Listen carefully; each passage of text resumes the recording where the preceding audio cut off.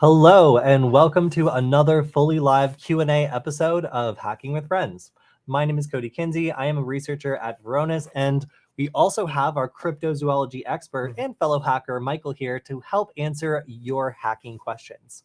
So sorry we're starting a little bit late today. We were setting up our Flipper cam, which is actually propped up by a Nugget. So yeah, we wanted to show off a couple more things since I've had about a week now since our last flipping out segment where I tried out just unboxing the FlipperZero and unsuccessfully using it to try to read a card, which did nothing. So since then, I've learned to interact with a variety of different devices using this really cool hacking multi-tool. So we're going to take a look at some of the cool stuff it does today that I've learned how to do.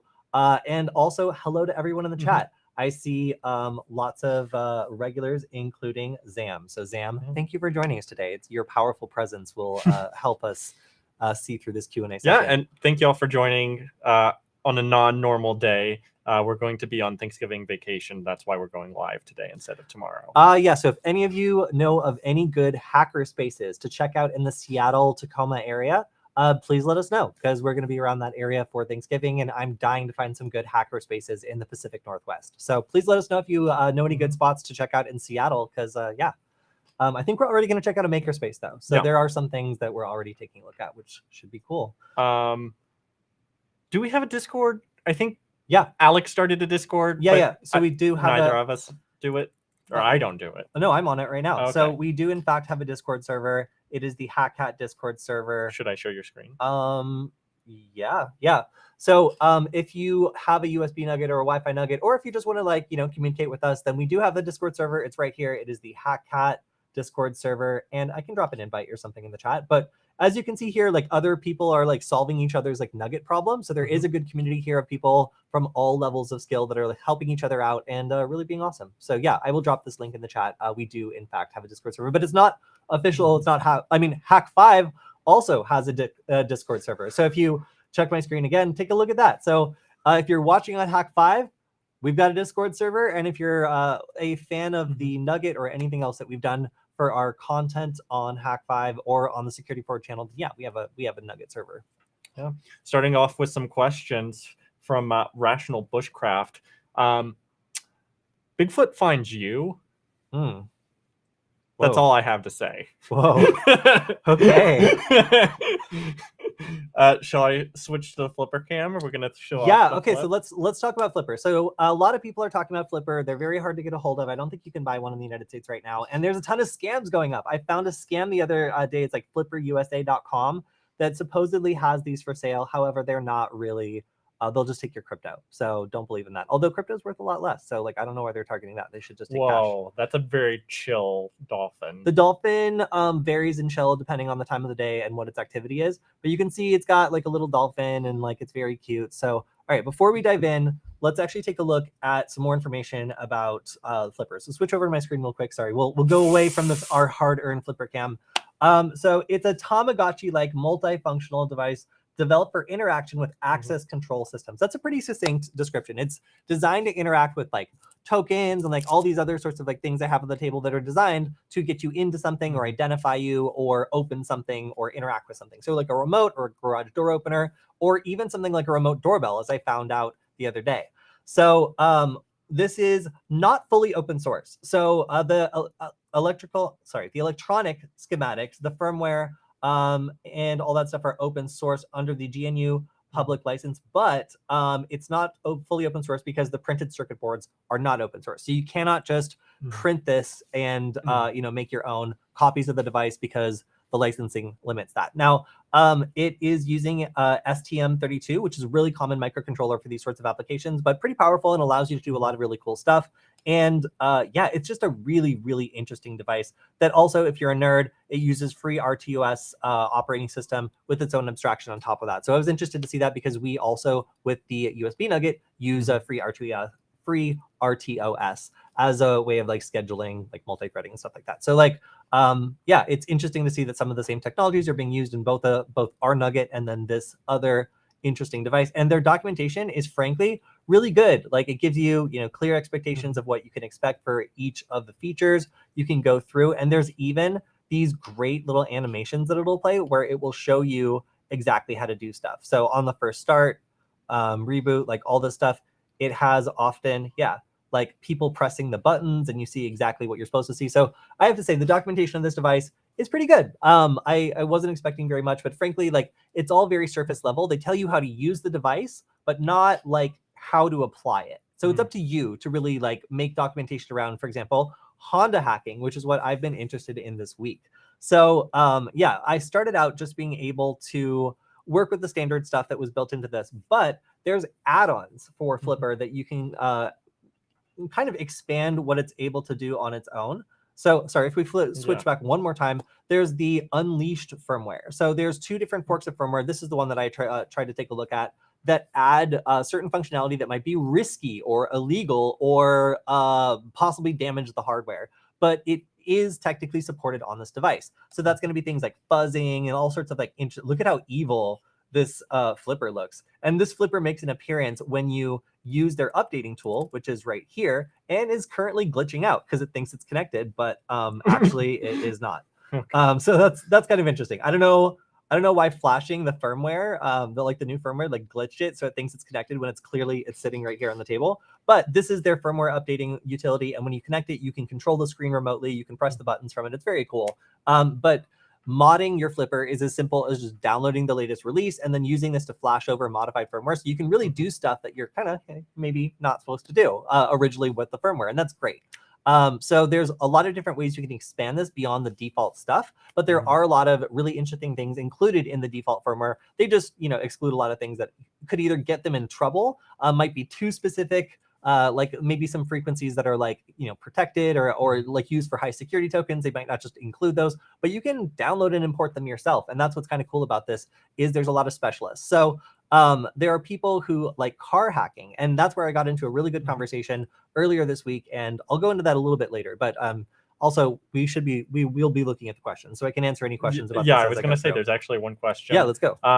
Tell me, what are the skills to create a hacking equipment like the FlipperZero, Bash Bunny, etc.? Ooh, okay, yeah. So one thing worth noting is that this was a $4.8 million Kickstarter project. So it's wild. You need branding people, you need pixel artists, you need firmware developers, you need software developers, you need hardware developers. Like and then you need supply chain people, like you need finance people, you need business people to keep track of all these projects, you need legal people to make sure that your money doesn't get seized, as happened with PayPal for them, where they lost a substantial amount of money on orders because PayPal just grabbed all their money and wouldn't deliver it to them, like millions of dollars. So there have definitely been some ups and downs for this team because the resources required to make a product like this, just injection molding these cases instead of 3D printing them, it takes a good amount of money just to get the injection molding set up so that this becomes economic. So they really had to do this at scale. They had to make a plan to develop like thousands of these units, or tens of thousands of these units in order for this to make sense. So they've taken a really unique approach in that they raised a ton of money. They set their expectations super high. And in my opinion, they've mostly delivered on what they set out and promised to do. So I'm pretty happy with this product. I think it's done some pretty incredible things, but other stuff like shipping LiPo batteries, we know that that's really sensitive in the United States, and somehow they've managed to make it so they can ship a product with a LiPo battery that doesn't come with a big fat warning on it and special anti-crush packaging. So when you're starting out and you learn about all the restrictions on what you can and can't do, the radio licensing to make sure that your device doesn't get seized by the FCC. This is all stuff that requires a lot of research and specialists, and in this case, $5 million. I was going to say every certification you have to get is just more money than you would expect. So it's just time consuming, but then also just expensive. Definitely. So we do have they want the links for the Discord that you mentioned. Yeah. So don't show my screen yet, but I wanna shout out a certain researcher. If y'all have any questions, be sure to drop them in the chat. We'll be answering them soon. Okay, so one particular Show your researcher. screen? Yeah, go for it. One particular researcher that's been doing really cool stuff told me to call him Raj, I believe, when I met him at the Car Hacking Village. Reach out to me and has been walking me through how to actually do some really interesting stuff with the Flipper involving rolling codes and also Hondas that were manufactured I think up to like 2018. So my Honda is a little bit too old to fit into this category, but there's still a lot of cool car hacking stuff. So if you're interested in car hacking, then he's been doing some add-on stuff to the Flipper that allows you to interact with like key fobs and stuff like that. So huge shout out. And this is like the best researcher I know for following for just like interesting car hacking stuff. So yeah, that's probably been the best part of my week, is just like interacting with him and like learning a little bit about the way like car remotes, for example, work. So, okay, let's go back to the Flipper cam. So starting out, Flipper is probably most interesting for the radio frequency stuff. So the sub-GHz, in my opinion, is the absolute most interesting part of this whole thing.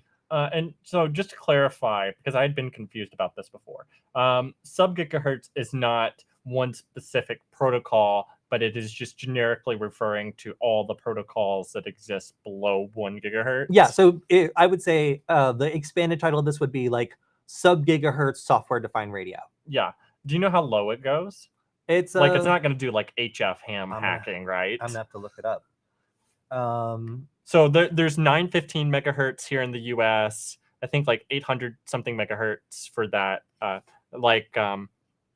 ISM bands, I'm assuming, is really what it's focusing on. That's the industrial scientific. Here we go. If you want to flip over to my screen. Ha! See what I did there? Flipping out. Looks like it's... Yes, Michael. It looks like it goes from 300 to 925. Okay. Yeah, nice. So also you can add new, I didn't know this, but you can add new frequencies. So one of the things that Raj did was he made like a little like add-on you can just put over into the user file that allows you to specify frequencies you want to be able to save and stop at in order to record on. So that's what's really cool about this, is you can designate your own frequencies within this range if you're interested. So yeah, really cool. All right, so let's start out with the Flipper. I'm going to go to the sub-GHz radio, and let's say that I'm in the sub-GHz radio and I want to be able to figure out what something is broadcasting on. So that's the first step of any interesting thing like this. So if I go over to can you tilt it slightly more towards the camera? There we go. Frequency analyzer. So at this point, it is listening for broadcasts, and anything that broadcasts really strongly should give me some sort of signal. So I'm going to go ahead and just click this.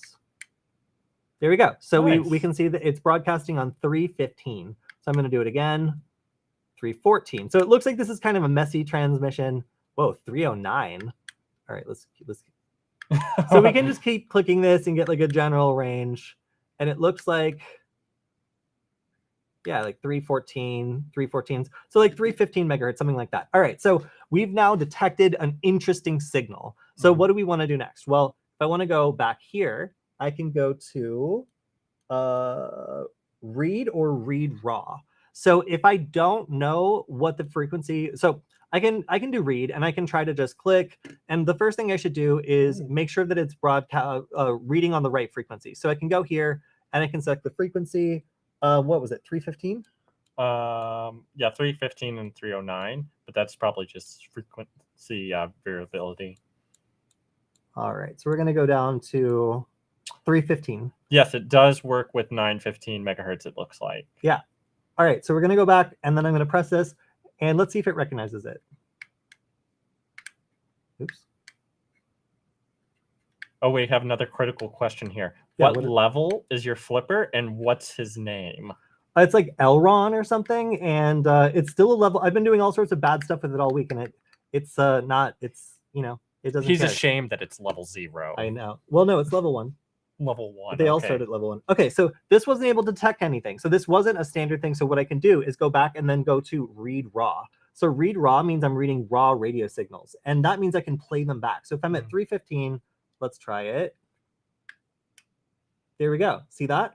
So I got a spike on the radio spectrum. I can see I got a signal here. So if I want to, in this case, I'm going to erase it and record it one more time, and I'll press it a couple times so that I can actually get that to work. But what's cool, and the other thing is, if you load custom firmware on it, like I did, sometimes it gets a little buggy and it'll freeze, as it just has. Ooh. Yeah, but right now I've captured this radio signal and it can replay it. And that gives me the ability to, if it's like a rolling code and I record this away from the original signal, hit save here and then be able to replay that anytime I want. Yeah, so I'm going to exit the sub-GHz menu because I've captured that. So, all right, so what did I just do there? I identified what frequency this little clicker was on, and then I captured the raw code. So that means I was able to actually, you know, like capture what was going on. And if this was a doorbell, or like something that isn't changing its frequency, then that means that, or something that isn't changing like with a rolling code or something, then that means I'll be able to reliably trigger that thing all the time, like our doorbell. So if I go to saved, I can see that I've saved a variety of different things here. And in this case, I'm going to just try the doorbell. I don't know if it's going to work, but it's going to probably annoy everyone upstairs. So I'm going to try sending it. Oh, y'all probably couldn't hear that, but it did go off in the background. Yeah, our doorbell just rang. So I captured the raw frequency from our doorbell earlier, and now my roommates are checking the front door, thinking that there's a package or a ghost or a naughty child that's just, like, okay. Anyway, so that's how you can save some of these things. What's also cool is you can emulate one. So if I go back, there's also add manually, and what's really cool about that is you can create like basically a garage, like a spare garage door remote, and then pair it with your garage door. So there's all these different there's all these different frequencies that are supported, and you can pick one that you're interested in. And in my case, I picked like a LiftMaster, which is like obviously like a brand of garage door opener. And then I paired it with my garage door. So anytime that I want to open my garage door, I can just emulate that remote. And it's a rolling code, so it works just like any of these radio remotes that you would get. Like basically, it just emulates a new one of these. So if I can just press the programming button on the garage door just for a second, and then set this up and press the button, it'll pair with the garage door and let me open it. So that's really cool. Have you heard of the Rogue Master firmware? Yeah, so that's the other one. That's the one that I have not messed with yet. But I think that's going to be my next target to check out. If there's a reason to check out that one instead of the Unleashed or whatever this one is, then please let me know. But yeah, I've been kind of going back and forth. All right, so let's take a look at one of these other features. So aside from the sub-GHz, we also have the 125 kilohertz RFID. So if we want to read, we can figure out which one of these. I don't think it's this one. Oh, did you figure out where the NFC antenna is? It's in the back. There we go. So it was able to successfully read the chip inside this little poker card that we got at DEF CON. And it was able to read the information. It should be able to either save or emulate this card. So going back, that was the RFID. We're going to go to NFC. Yeah, that's something that responding to the chat here. It's something really amazingly sad about a lot of these protocols and their security is like they're just using the same code or maybe using rolling codes at the most. So it doesn't really offer a bunch of protection from a flipper or these sorts of devices. No, it doesn't. Yeah, so next up we have this. We can actually use this to identify the type of reader. So I don't have a reader present, but if I was just walking by a reader and I wanted to know what type it was, I could use this option. Up here, though, I can read certain types of cards. So I'm going to start out with this kind of like card right here. I'm going to read it. Here we go. Adam, that is horrifying. We would never chip the Nugget. No, we might. I was supposed to, I just forgot. So we can see this as a MyFair Classic 1K card, and we can continue to read more information about it. I think we can also, so we can save it, we can emulate it, and then I think we can even, after we save it, try to write it to a blank card, although I have not tried that yet. All right, so going back to, actually we'll stay on the NFC screen. I'm gonna retry, and let's see if we can try this other, this guy right here. Yeah, okay, so we can see this is actually has the exact same chip internally. It's a MyFair 1K Classic, and this works pretty well. So I was really impressed by this. In general, I think that it can do a lot of stuff that you might not expect. Now, let's talk about add-ons. So I'm going to go back, sorry, but I'm going to go back. He's obsessed. Yeah, to the sub-GHz radio. What did you pay for this? What's the original price? $120, but you can't buy it right now. Sorry. Okay. So if you look at the raw receive. God wants to know if we're going to do a giveaway. I think you would have to fight Kody for this right now. Yeah. Yeah, because we only have one. Sorry. Yeah. So, but we might do a Nugget giveaway. We'll see. So anyway, so this is currently set to 315 megahertz. I can continue to scroll all the way to the side, and that will give me access to the extra ones that I have set up here. So it goes to like 900, and then all of a sudden at the end, well, anyway, if I go to, sorry. Yeah, these LCD screens don't like to be viewed off axis. No, they do not. All right, so I have it set to Honda 1, and then up here, I think I can go to 315. All right. Okay, so I might have to skip this part of the demo just because I can't find the right frequency. But what you can do is you can add extra frequencies that are not supported originally by the device. And that makes it possible to intercept things like these Honda key fobs, which I did last night. So not going to demonstrate that because the frequency is in here somewhere, but I don't want to find it right now. It's in there. Just trust me. I did it last night. So anyway, that's my report on all the cool stuff you can do with the Flipper, modifying the firmware, being able to identify frequencies. Oh, and then also, I didn't cover this, but the universal remote control, that's pretty cool. When I added the updated firmware, it added so many universal remote controls to it that now when you press the universal off, it just runs for like 45 seconds. Wow. Which is, I think, a little bit too long. So maybe the original version was a bit more curated. But anyway, like those are the main functions of the device. I find it to be really cool. I keep learning more about like radio frequency stuff based on what it's capable of doing. And I think honestly, the sub-GHz radio is the coolest, most interesting part of it. Reading and emulating tags, like that stuff is cool. But the sub-GHz radio, like that's really cool because there's not a lot of like SDR tools that allow you to do some of the stuff that this does that are in a form factor that's this easy to use. Yeah. Apparently there is the Q Flipper software, which would allow us to display the screen and record the screen for this. So we'll have to look into that in the future. Oh no, I can plug it in right now. It's currently running on my screen glitching. It thinks it's connected. Oh, okay. Yeah, so we can. So I should point out we can if you switch to my screen, this is the Q Flipper software, and you can use it. Yeah, I can plug it in. I feel like you're daring me to. I just have to rip out this USB. Because live demos always go perfectly. Yeah, they always go great. Yeah, so if you plug it in, then it should identify that it's connected, although frankly, it should already know.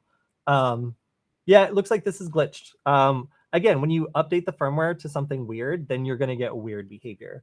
So yeah, all right, let's go away from my screen. I might try closing and opening it again. It's fine.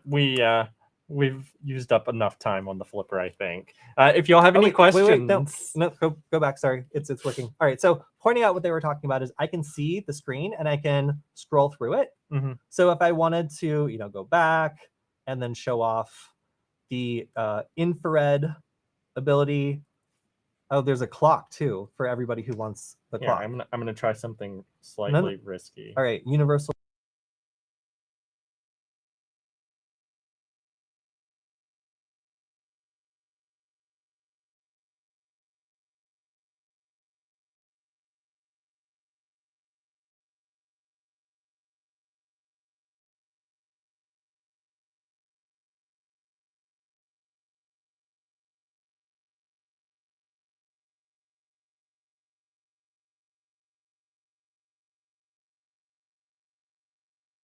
Pretty cool, I gotta admit. There we go. Sorry, I tried to show. What a crazy view! Yeah, I was trying to show it, but then I accidentally kicked our audio off for a second. Okay. Failed attempt. No, it was a good concept. It was a good concept. There we go. Yeah. So anyway, so little preview of all the different features. I was pretty blown away. I will mention that it does not work with my Pixel. It has a Bluetooth application that just like does not work. It will not pair. I don't know why, but my Pixel kind of will pair with like lower end Bluetooth like devices sometimes. So like I don't know exactly what's up with that, but yeah. Otherwise, that's our review for Flipper. So if you've been interested in getting one, I think we've covered pretty much everything you can do with it. So take a look if you're interested, but you'll probably have to wait for availability. Don't get caught by scam sites. Our good friend Make It Hackin' on Twitter maintains a list of places you can buy a FlipperZero, and you will be notified once they're available if you follow his automated Twitter account that's doing that. So that would be my recommendation for if you want to grab one. Okay. So questions from previous videos now? Yeah, let's do it. Okay. So we got a lot of comments on Nick's old Google Dorking video this week all of a sudden for some reason. I don't know if there was like some Google Dorking news or something. Is somebody stalking?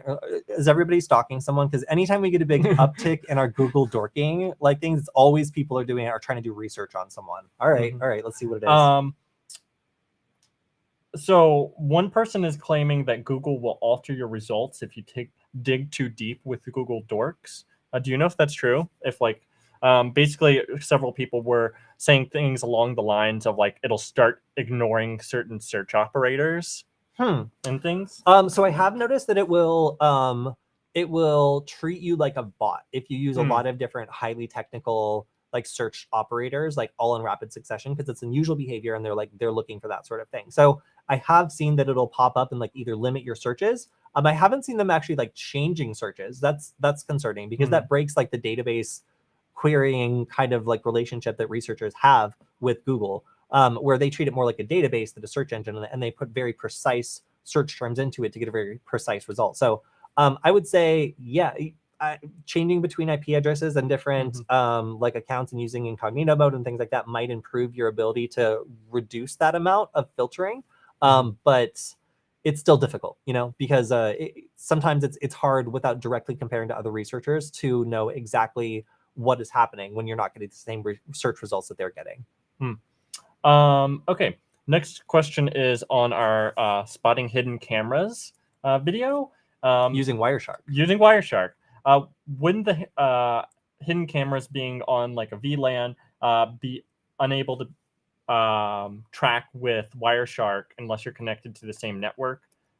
Essentially, they're asking, do you have to be on the same network as the camera to use Wireshark to track the hidden camera? No. So generally, the way that we would do this is we would have a wireless network adapter that's capable of doing like both 5 gigahertz and 2.4 gigahertz. And then we would pipe the information that's coming in from scanning those channels into Wireshark and look for suspicious devices that have a high signal strength.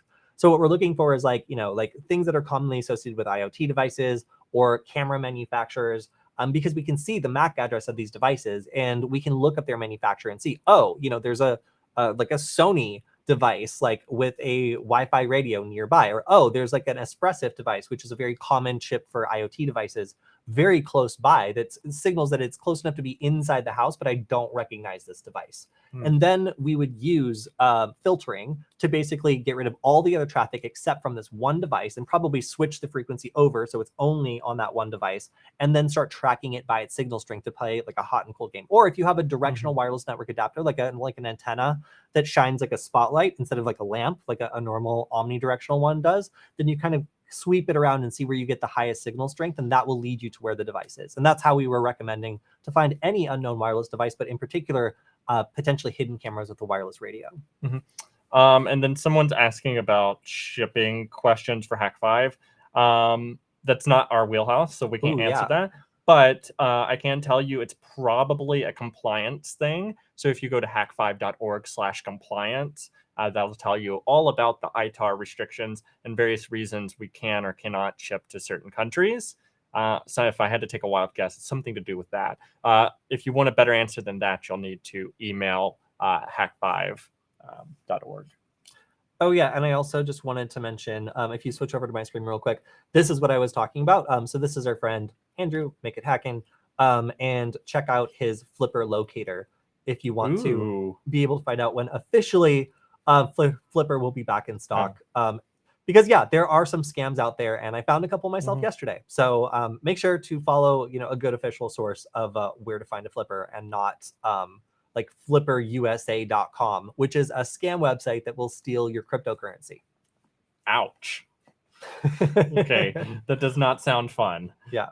I had a question pulled up here. Just give me a second. So basically, when would you use Google Dorking? What can you do with a generated site list is the question. So one thing you would use Google Dorking for is identifying any information about a domain. So let's say you have a target and it's like xyzcompany.com. Let's pick a random company. Priceline. Who knows? A random company. Your favorite company. No. I have no prior history with Priceline. So let's say that we wanted to use Priceline.com as like a domain, and we wanted to run a search for every PDF document exposed by Priceline.com. well, we could just get a list of all this information, and a lot of it's going to be public, a lot of it's going to be listed intentionally, but there might be a lot of things not listed intentionally. And we could definitely find that sort of information and filter by keywords we're interested in if we want to just look for certain interesting file types. Another thing would be looking for vulnerabilities. So if we're looking for a certain type of misconfigured service, something that is really, really common and will be widespread, we can use Google Dorking to make a big list of targets to attack. So if we're a researcher, we can try to remediate them. And if we are a hacker, then we can build a bot that will take that target list and attack everyone and exploit it, and then create a botnet to, I don't know, sell internet traffic to North Korea or whatever you want to do. It's up to them. Okay. Would you use your own server for phishing attacks while doing a pin test, or would you need to hide yourself better than that? It depends. If you're doing a pen test at a well-resourced organization and you're trying not to get caught and you're trying to like emulate a real attacker, then you would like piggyback on like AWS, like get an AWS instance and do communication between that, or like do other things that are expected traffic that's like the backbone of the internet style stuff, or like DNS exfiltration or something like that, to a domain that isn't immediately going to get red flagged. So like if you have a recently created domain with like a let's encrypt, like security like certificate, and like it suddenly starts exchanging a ton of information, and it was like just registered 5 days ago, like yeah, that's going to raise some red flags. Like obviously like people are going to be looking for that. So I would say like act like an attacker, like look for C2 attack surfaces that like won't be noticed, or like piggyback off things that are like trusted domains or close to trusted domains. Like there's a lot of different ways to do it, but I think that spinning up your own domain and then immediately attacking is something that where if the domain doesn't have any credit or there's no prior traffic to this and suddenly there's a lot of traffic being exchanged, it will be noticed most likely. Or maybe not if you're doing it against like a dentist office. It really depends on the environment you're operating in. If you are operating against like a dentist office or a series of dentist office, you're probably fine to stand up your own domain with like a Let's Encrypt certificate. Okay. Are we planning on creating an online HackCat workshop for people who can't attend in person? Yes, we are. So I would absolutely love to do that. I think we're going to do some like official training stuff, as well as, of course, a bunch more free stuff that we'll release as Hack5 videos. So a lot of this is going to be just like learning how to use all the features, learning how to get into like Duckyscript programming if it's your first time. It's going to be fun. So yes, that is definitely a priority for us. And while we love doing workshops and it gives us a great excuse to go and travel, I think it's worth it to also make some video content that's just for people who want to learn how to either use the product very well or who want to use the product to learn a certain thing like web application pen testing. Okay, this is a comment that I wanted to see if you had a response to. Oh boy. All right. You're not really a hacker unless you've hacked something. Also, if you can just do what someone else did, that would devalue the term. Monkey see, monkey do is not hacking. I saw this. Yeah, it's just like, do you understand how like humans learn? Like that, Yeah. Watching someone do something, having it demonstrated to you, and then doing it is like the essence of learning. If you had to like reinvent the wheel every time you needed to like take on a new concept, like your brain would explode. So like yeah, like you don't. Nobody like dreams up a computer in their brain and learns how it works from that model. Like you learn from other people who like know how computers work and they explain it to you. So like comments like this confuse me because obviously you're going to watch something, you're going to learn it, and then you're going to reapply it.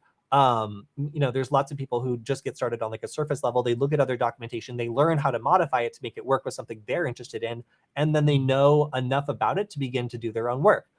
It's very, very common. So yeah, I wouldn't disparage that kind of learning. It's frankly like the best way to level yourself up and stay interested in the parts that make the most sense to you at the level that you're at. Cool. Can Kali be installed on a Chromebook?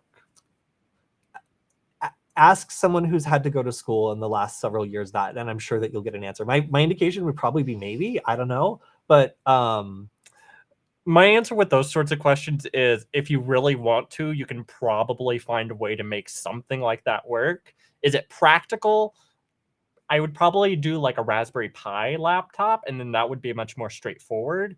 Assuming a Chromebook, like you might have to install like a custom OS or something. Like, well, yeah, that's that's what I mean. Is like you would have to like mess with it a lot more. Yeah, or like boot from like a USB drive or something. Some people don't care; they'll boot from a USB drive all day and just go off that. So if you lower your expectations to practically nothing, then yes. But if you're expecting like a great experience, then probably not. Have you tried the Duckyscript bad USB on the Flipper? So that's an interesting question. So Duckyscript is actually licensed by Hack5. It's not fully open source. So if you're selling a product that incorporates Duckyscript and you call it Duckyscript, that's actually like not fully cool without at least like discussing the situation and like figuring out like how to make that work. So they like came out with it, and then immediately upon being contacted and reminded that the license was not fully open, nerfed the part of their website that documents it and how to use it. So all the features still seem to be built in, and it's more fleshed out in the unofficial version of the firmware. It seems like it's been, at least the documentation for it, has been like quietly removed, at least for now. So I believe that that is being worked on. But no, I run a demo, and the demo worked. You know, like I'm able to run the demonstration on my macOS computer. It pops up a terminal window and makes a nice little cute like ASCII flipper, which honestly is so much better than our demo, which Rick rolls you and maxes out the volume and closes out the terminal so you can't easily undo it. Ours is so rude compared to the cute little flippers that there spawns, but ours is over faster. So like, you know, it's whatever. But yeah, so I would say that's kind of interesting. Like we'll see exactly what happens with that. It's a great conversation starter, right? So like I guess I'll probably end up being in some position talking to the people at Flipper about Duckyscript stuff. So I'll let you know how it goes. Is there a way to create a monitoring system that can track MAC addresses, for example, for home security, and you could see what MAC addresses, I'm assuming like Wi-Fi MAC addresses, have been around during said time? Yeah, let's talk about this. So most devices will randomize their MAC address all the time. It used to be that they would just randomize their MAC address when you're out and about, but nowadays devices will actually randomize their MAC address each time they connect to the same network, or at least you can set them to do this. And in a lot of cases, this is becoming the default. So MAC addresses are becoming less and less useful as a way of identifying someone's device primarily. However, there are a lot of devices that still will set a MAC address per network. So if you're just monitoring around a house or something, it can still be a pretty reliable way of doing this, but there are exceptions. Now, another way of identifying devices is by what networks they've joined in the past. All the different networks that somebody has joined in the past are stored on their phone and create a fingerprint, because you can offer up a bunch of network names to their device and it will respond with the ones that are contained inside their trusted list. So you can build a secondary fingerprint of devices. So even if the MAC address might change, you can still query them with a bunch of different networks that you know that they maybe have joined before. And if they go for it, then you know that that is still the same person. So there's like an extra level of complexity now to tracking people via MAC addresses, where sometimes it's more useful to like get the MAC address, but then verify it's the same device, or that it might be a prior device that joined, by offering in a bunch of Wi-Fi networks and seeing which ones are stored inside the phone. So pretty funny that like your phone's trusted Wi-Fi network list can actually give you away to someone who's trying to do surveillance. I would add on to that. If you're looking for a really easy way to do it, look into Home Assistant. There are a number of plugins for Home Assistant, which use either Wi-Fi or Bluetooth presence detection. So if you want that sort of thing for home automation, that's where I'd go. Broken though by MAC address randomization. Yeah, no, there was actually a funny time because like certain phones you like will keep the same MAC address for a particular network, but then randomize it otherwise. Or you can make a phone setting that it randomizes your MAC address all the time, which Kody did. And I was able to tell every time he woke up because my Ubiquiti equipment would alert me that a new device had joined the network. Yeah, because every time my device would join the Wi-Fi network, it would assume a new MAC address. So for people who are trying to do monitoring of a network like Michael, it makes it really difficult to know like what's a new device and what's just another device like randomized 6 MAC. So that's where you would kind of get a little bit caught up when trying to do MAC address surveillance. Yeah. When life's a breach shirt, did we talk to the higher ups about that? The economy's bad, man. So let's check back with us in a bit. We'll see. Okay. I think that like in general in tech, they are not the most concerned about printing T-shirts right now. Not to say things are going that bad, but if you look at the news, like a lot of tech is very concerned. So let's just say we'll probably be printing more shirts next year, but maybe not right now. Don't worry, I will pursue this for y'all. It may be something we're able to add to the store or do giveaways, but it'll be there in the future. Just stick around. Maybe a year or two. Is there like a phone app for penetration testing that has NFC, RFID, and infrared sensors besides the ability to install Linux with full driver compatibility? I don't think so. I think that there are targets where basically if you were to do like one of the like builds that allows you to install like Kali of like a tablet or a phone or something, and the hardware is supported, you might be able to do some like NFC reading and emulation and stuff. I was able to, with like a Galaxy S6 or something, read and write to My Fair Classic cards and even brute force them, which was like, oh no, wait, I couldn't brute force them. I could just read and write to them, and then I could input the security key that I captured on my computer, and then I could read and emulate them. So like there's limited compatibility for that sort of thing, but it's so dependent on the hardware. And Android has tremendous fragmentation. Even at this point, like iPhones are so different between generations in terms of what hardware they have, that it's no guarantee that you're going to be able to get full compatibility with like the whole line of devices. So mobile devices are very discouraging to design that sort of hardware for because of the lack of compatibility. And most of these things tend to be broken out modules that are specifically made for that sort of thing. Cool. And then Rational Bushcraft was commenting that there is an Asus laptop for $200 that runs Kali fine. Cool. I would also add on to that, there are a lot of eBay thin clients where like companies are getting rid of thin clients that they're not, a laptop, but they're really good if you want to set up something like that, like either a test device or install Kali, or run a router with pfSense or anything like that. Definitely look into those. Email spoofing, does that still work? Is that a thing? Yeah, so there's some protections you can build in, like sender protection framework that allow you to set up your email so it doesn't, for one, end up in the spam filter, and for two, get impersonated by anybody who wants to send mail as you. There are some ways where domains that are not set up properly can be easily spoofed. And then, of course, there's people who will get like similar looking domains and just do phishing with that. But in general, it's gotten harder to do these sorts of email impersonations because of things like the sender protection framework that allow you to verify that an email address is coming from the domain that you expect it to be coming from, and it hasn't just been inserted or otherwise just, like spoofed. So it does still happen, but it's a little bit harder to do. Can you do a virtual machine inside a virtual machine? Yeah, why not, right? If you hate your computer and want it to literally light on fire, maybe. Yeah, but like, to be serious, though, there are some things that rely on like containerization in a way that basically does that. Yeah. So like Docker. Yeah, like if you're running Docker in a virtual machine, you're doing that. Yeah. So. Sorry.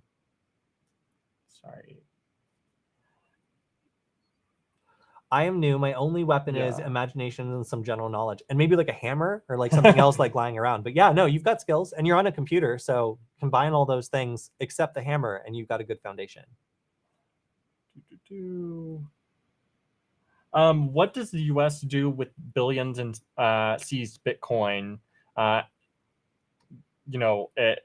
Is it not the proceeds of crime when they have it?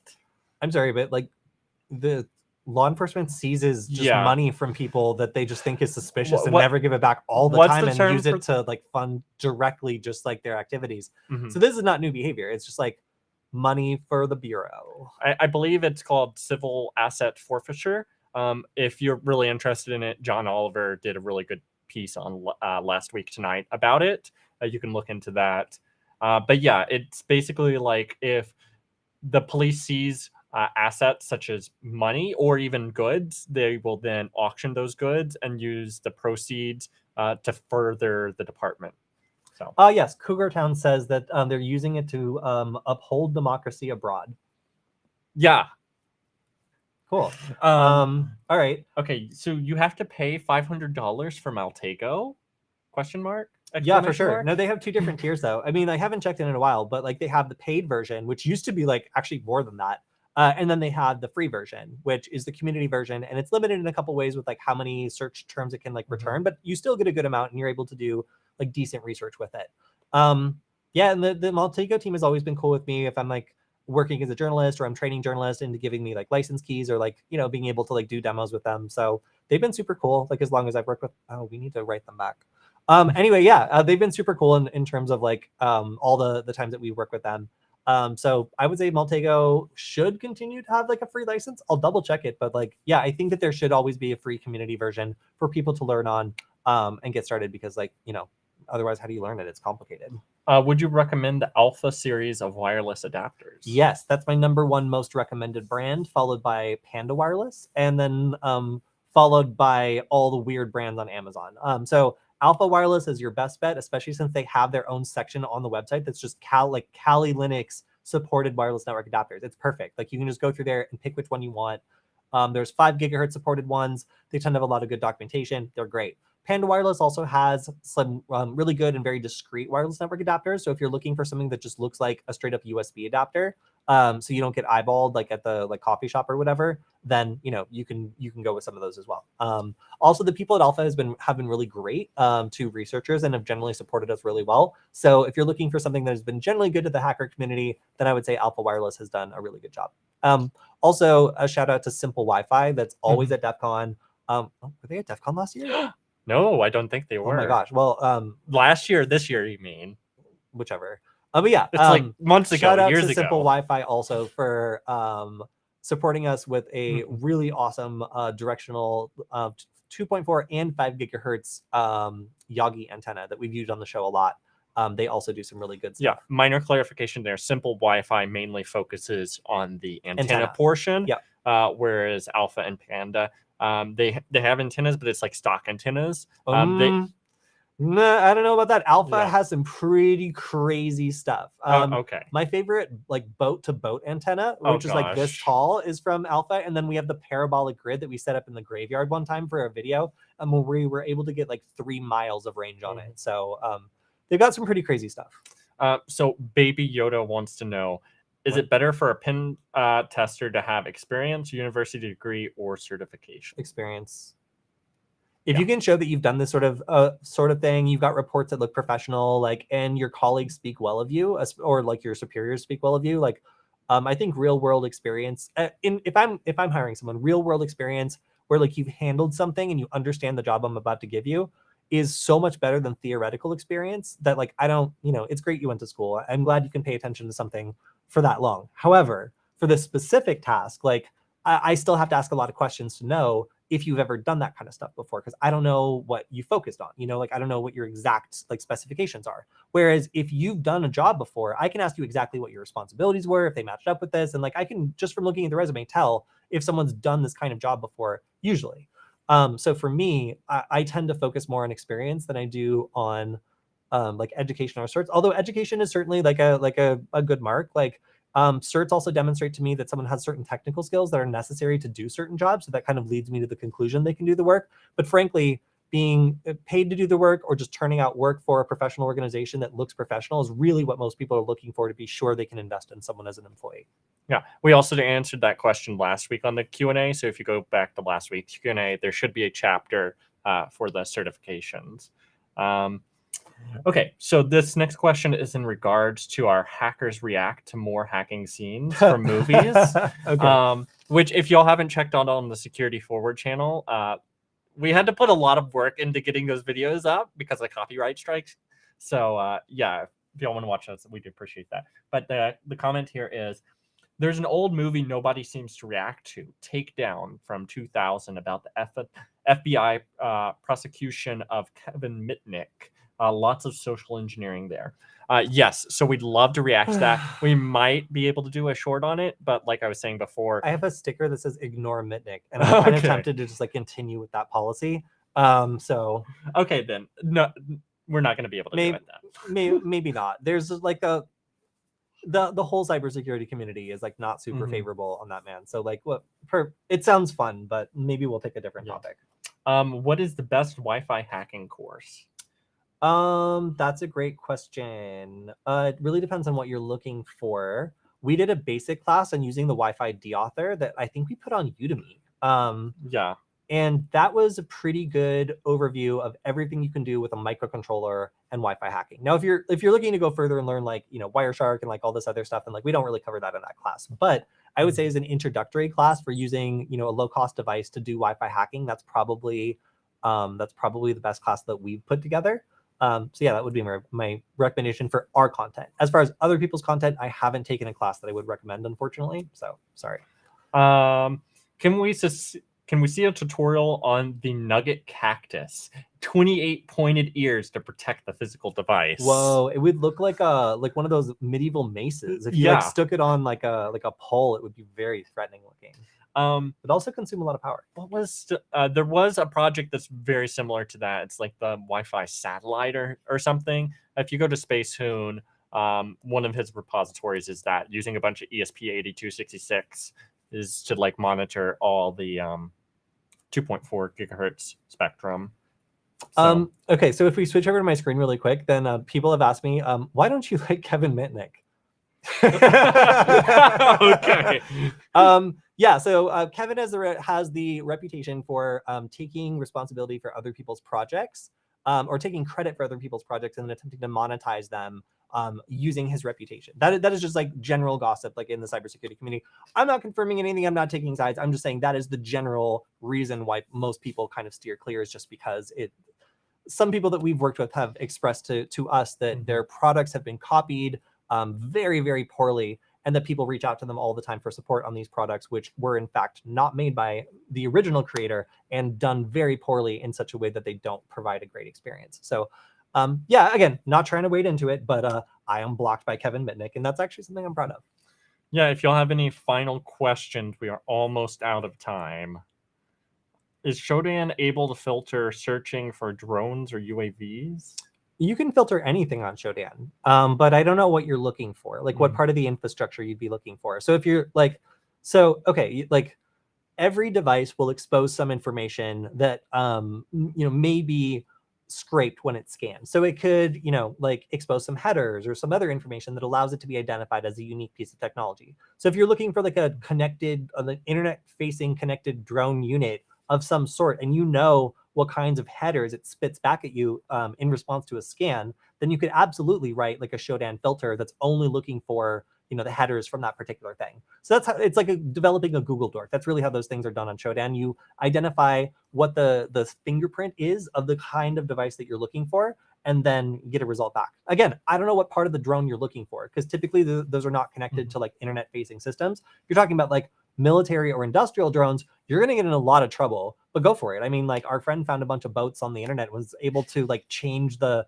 temperature of the hot tub on the yacht remotely from a unsecured internet portal. So there's all sorts of wild stuff that you can find on Shodan. And I wouldn't be surprised if you were able to find like some sort of live feed of a drone. And because we can't get through a live stream without answering this question, what happened to Null Byte website? There is a short on Security Forward about that, but if you want to give like the 20-second version. No, watch the short. The short's so good. I don't want to keep you from it. All right, so what is the best for WPA2 cracking passwords? Evil Twin, ask for the password. Okay, yeah, so let's talk about that. So if you can cruise in and be like, hey, my phone, sorry, I'm just getting bad reception. Could I get the Wi-Fi password? Even if they give you the guest password, often those aren't segmented. So if you get the guest password for a place by just asking, that's the number one way to invade a network, is just asking for the password with the correct context and hoping that they haven't, for example, separated their guest network that they give people from the rest of their network, which a lot of medium and small businesses do not do. Next best is going to be an evil twin attack, where you pretend like the router's updating or something like that and present the inability for them to access their normal network by attacking with deauthentication and making it so they cannot connect, then offering up an open version of their router's normal Wi-Fi network name that convinces them that it's going through an update and they need to type in the password to restore internet access. It works a surprising amount of the time. And then after that, or concurrently, you can also attempt to crack the Wi-Fi password to see if it's really weak. But frankly, if you just try the address and the phone number, that'll get you like 30% of the time with most businesses as well. Okay, what does the web UI actually do on the OMG plug? Is it basically saying you can control the victim's entire computer and see the screen also? Is there full tutorials? You can go back and watch my tutorial on the OMG cable. It's going to operate fairly similar to the OMG plug. My understanding is you cannot see the screen just with the OMG plug, but I have less experience with the plug and more experience with the cable. But essentially, the web UI would allow you to input commands as if you were sitting at computer terminal, but do that remotely. So as long as you can have a Wi-Fi connection to the plug or the cable, then you would be able to type at that computer. So that's the benefit. Also, it allows you to save payloads and stuff and select them and run them remotely. So that can be a convenience thing. I don't know if the plug does it, but with the cable, there's also like the wipe function where you can basically delete everything off of it and make the cable not work anymore. So that could be something you wanted to look into. Yeah. So it's basically just like a version of the cable that's designed to be stuck in like a rubber ducky, but like operated remotely like the cable. Yeah. Okay, I think that is all the time we have today. Can you do a video on spying on the screen with an SDR device wirelessly? That's so hard. So a lot of the research we do depends on good proof of concept in fields that we don't have experience in. So like being able to like pick up someone's screen. If you got a good proof of concept that currently works, we will try it because I have a good SDR. So we can try it. There is a DEF CON talk that goes into this, and they did a live demonstration of it being done. And it works. I have not tried it myself. That's the thing. But sometimes they don't release the proof of concept. Yeah, well, I was going to say the resolution is not great. You have to be really close. And then if it's like shielded cables and like depending on the shielding of the device, I'm not going to say it's a useless attack, but it would be very difficult to deploy to the extent you're probably imagining. All right. So SDR stands for Software Defined Radio. Yes. All right, cool. So I think that's about all the time. Okay, all right. One more question. What makes the new rubber? It's in all caps, so like the man needs help. You have to shout it. Yeah. What makes the new rubber ducky so special when the OMG plug can do more? So the difference is the new Duckyscript versus the Duckyscript Classic. So Duckyscript Classic is what's supported on the OMG plugin. Yes, it has a web interface. It has a lot of really cool stuff. However, the new version of the USB Rubber Ducky has advanced Duckyscript, and this allows you to do all sorts of things that you cannot do with the old version of Duckyscript Classic. It's a real programming language, so it actually allows you to do like defining functions and all sorts of interesting stuff that currently wasn't possible. So and also like detect what OS it's plugged into, which is probably one of my favorite features, because oftentimes you would have to make separate payloads for different OSs you might be targeting, which this like just makes 3 payloads into one basically.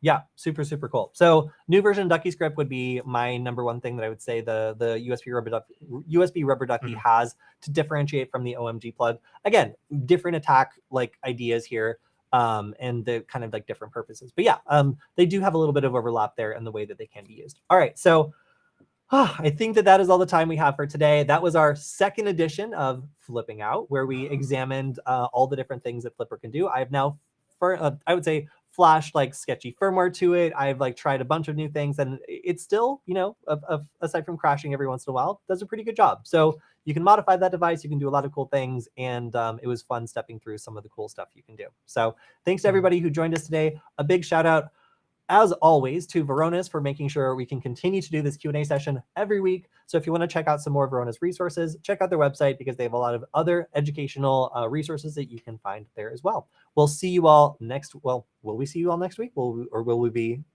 see you next Wednesday. We will not be going live on Friday for the new stream on Security Forward, as it will be Thanksgiving vacation for us.